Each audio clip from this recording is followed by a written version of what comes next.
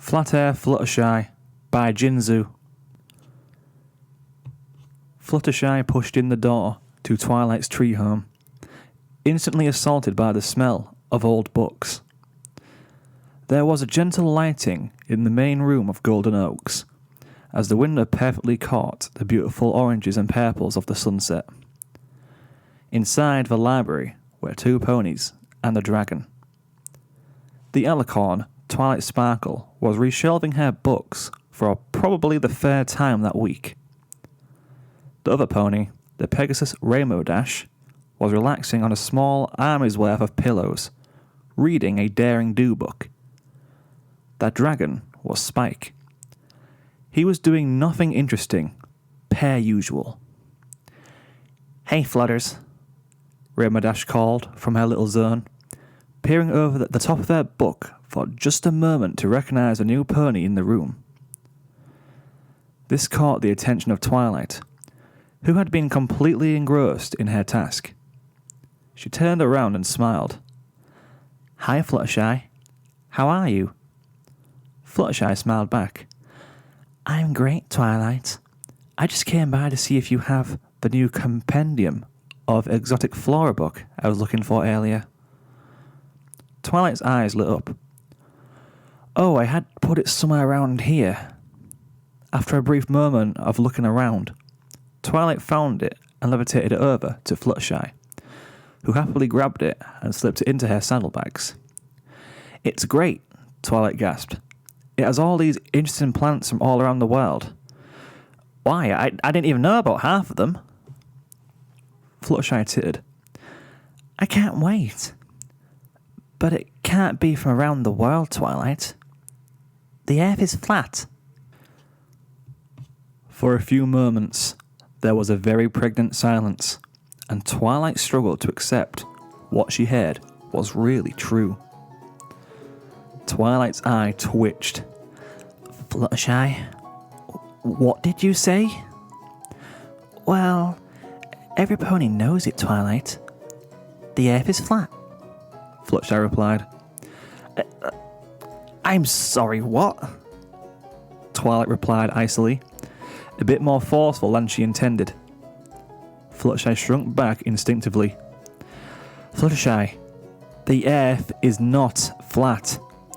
Pythagoras discovered that almost 2,500 years ago." "Well, that was a long time ago, and a lot of thoughts from that time have turned out to be wrong." Twilight sighed and face hooved. "Okay, Fluttershy. Tell me why in Equestria you would get the crazy idea that the earth is flat." Okay. Well, there's the fact that we don't have any pictures from space, and Celestia controls the sun, which is probably a couple thousand feet away from the atmosphere, and can just move in circles around the world. It'd probably be a lot easier than the fear that Princess Celestia is constantly moving the sun around an entire giant floating sphere, and that it's hundreds of thousands of miles out there. It's like a spotlight. "A spotlight," Twilight huffed. "You think the sun is like a spotlight?" Fluttershy looked around rapidly, meeting Rainbow's gaze. Much to her chagrin, didn't jump in to help her. Fluttershy looked back at Twilight meekly. "Well, I mean, maybe that's not the best metaphor, but..." "Simile," Twilight corrected. "And Fluttershy, that's absurd. If the sun was that close to the earth, it would scorch this planet dry." "We don't know that for sure. Fluttershy, really, the thing is, where's the curvature, Twilight?" Twilight could swear she felt a neuron misfire in her brain. "The curvature?" she snorted.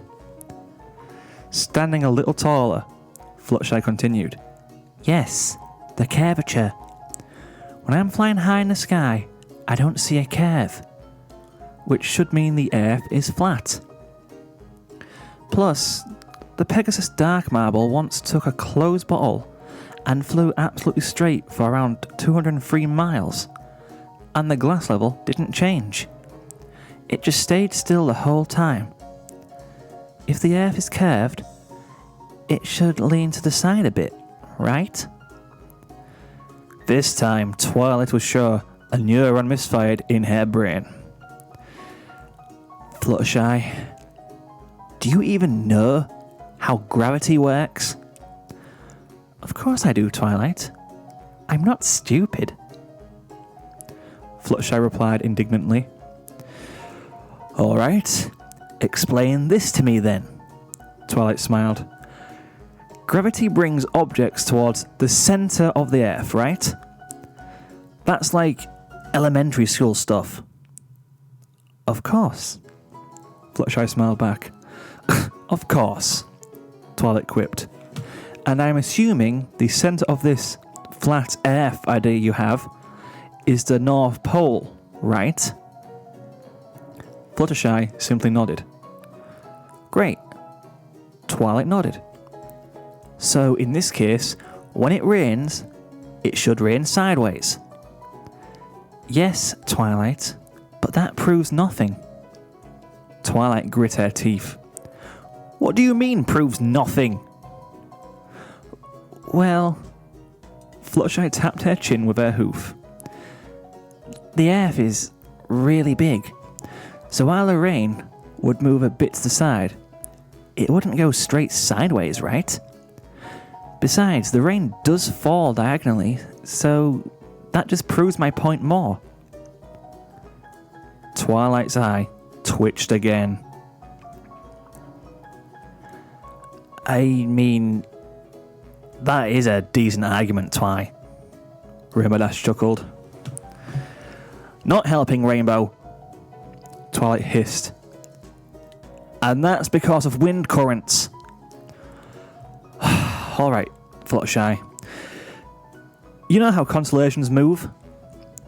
Fluttershy blinked in confusion. I was not aware they did. Not every pony studies things like you do, Twilight. Twilight rubbed her eyes with a hoof. Alright, let's forget about that one then.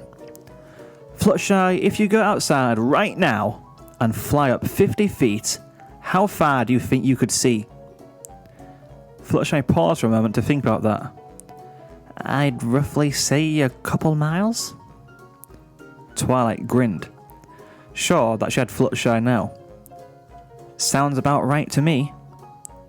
Now tell me, if you flew up another 200 feet, could you see farther? Well, yes. Fluttershy raised her left eyebrow. So, if the Earth was completely flat, then you could see the entire Earth, but since it's round, you see more the higher you go. Fluttershy hummed softly.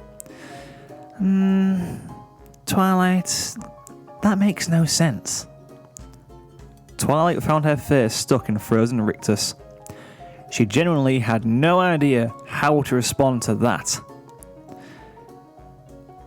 Hey, maybe the Earth was round before Celestia discovered cake. Rainbow laughed. Twilight turned to glare at Rainbow, who just laughed harder at her reaction. Spike! Twilight called. Her draconic assistant ran to her side, parchment and quill already in his hand. Pen a letter to Princess Celestia. We're gonna get this cleared up right now.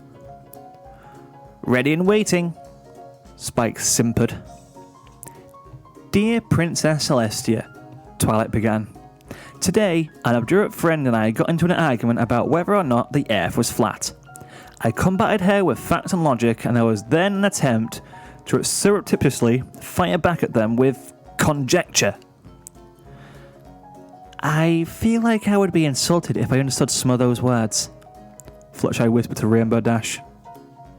I would appreciate it if either you or Princess Luna could come by or send a letter that could set my friend straight, Twilight finished. Spike sent the letter off in a little puff of green flame. Moments later, there were two distinctive pops outside the library, immediately followed by Celestia swinging the door open with her magic. Princess Luna followed her into the library, then both wearing matching smiles. Twilight paused. "You're both here? Right now?" Celestia tittered. "I was in the middle of the most boring meeting ever. I told everyone else that the scroll sent news of another monster attacking Ponyville. I don't think any pony would have any problems believing that. And I was just bored." Luna chuckled. "Celestia grabbed me before coming down here." "Oh." Twilight blinked. "Well, princesses, could you please inform Fluttershy that the earth is not flat?" "The earth is flat, Twilight." Celestia smirked. "Yes, exactly, Fluttershy. See, the princess herself said..." Twilight's eyes shot wide open and she turned to face Celestia. "What?" "Only thing that's flatter is Luna." Celestia grinned. "Sister!" Celestia started laughing wildly as Twilight's jaw comically dropped to the floor. "Oh, Twilight. I really expected you to know that. I'm so glad that you have such good friends to steer you in the correct direction now." Celestia winked at Fluttershy, who beamed. "Now, Luna, come. I must show you Sugar Cube Corner. The cake there is to die for." "I can't believe she actually fell for that." Luna cackled madly. "I was sure she would call Fluttershy's bluff in a minute." Celestia let out a low chuckle. "I've known Twilight far longer, Luna. I told you she'd react that way. Now, if I'm not mistaken, you owe me a couple bits for losing the bet." Luna rolled her eyes and smiled, levitating a large pouch of bits to her sister. She's gonna be so peeved when she figures out it was simply a ploy we involved her friend in. She probably already is tearing apart the library, trying to find enough information to write a research paper to prove us wrong. Celestia's smile got smaller. "Yes, she will. I will go apologise to her later." Celestia let out a hearty chuckle. "But until then, let us savour the sweet taste of victory."